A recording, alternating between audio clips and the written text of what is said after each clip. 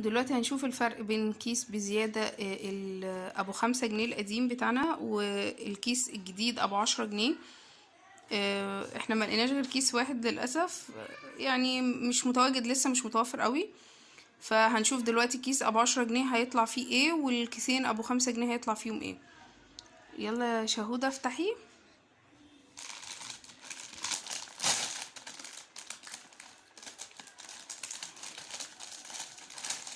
طلعلك ايه؟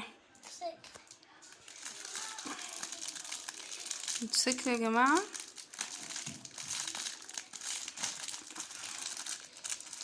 هنطلعه من الكيس بس دلوقتي عشان تشوفوه كويس. ده الموتوسيكل يا جماعة، تمام. هو حلو مش وحش، يعني مش زي طبعا الحاجات اللي بتلاقوها في الكيس ابو 5 جنيه، يعني كويس. احنا جبنا يعني اكياس تانية من ابو 10 جنيه، وطلع طلع سلسلة، وطلع بابل اللي هو الغالي اللي هو ب45 جنيه، اللي هو انت بتمسكيه من النص كده ويقعد يلف. وده قبل كده يا جماعة طلع لنا في كيس ابو 10 جنيه. انتوا عارفين بقى اللي هو البابل اللي بيلف ده، طبعا عارفين هو غالي، بيتباع ب35 و45 جنيه. ودلوقتي هنفتح الكيس ابو 5 جنيه، هنشوف الهدايا او الهدية اللي فيه ايه. فضي على طول، فضيه.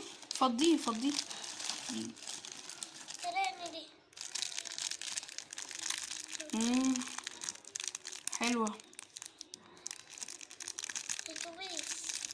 دي، ايدي مكتوب عليها ايربورت. انا مطلعها، طلعي من الكيس كده يا شباب. وده يا جماعة طلع لها اتوبيس اللي بيتنقل في المطار تقريبا، يعني بينقل الناس في المطار، عشان مكتوب عليه ايربورت ومرسوم عليه طيارة. تمام، حلو. طلع لها في الكيس ابو 5 جنيه، حلو والله مش وحش. ودلوقتي هنفتح الكيس التاني ابو 5 جنيه، هنشوف فيه ايه. فضي على طول. طلعلك ايه؟ قلم الوان فلوماستر. اهو يا جماعة قلم الوان، اهو يا جماعة قلم الوان فلوماستر عادي خالص، تمام. يعني طبعا الاكياس بزيادة الجديدة اللي هي ب10 جنيه بيبقى فيها هدايا قيمة فعلا زي ما وريتكم.